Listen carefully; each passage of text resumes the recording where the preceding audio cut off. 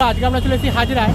এই হাজরার মোড় থেকে যে রাস্তাটা আলিপুরের দিকে যাচ্ছে, সেই যে তন্দুর দরবার বলে এই যে রেস্টুরেন্টটা দেখছেন, তার ঠিক অপোজিটেই হচ্ছে ছোটুদার এই বিখ্যাত ডালপুরির দোকান।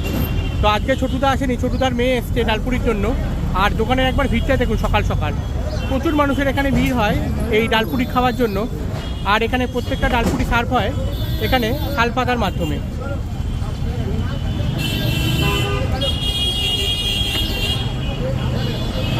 দেখো শালপাতা, তার সাথে চলে যাচ্ছে আলুর দম।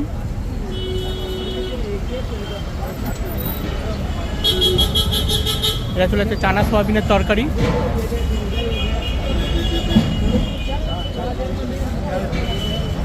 দিদি ভাই, ডালপুরির দাম কিরকম আছে?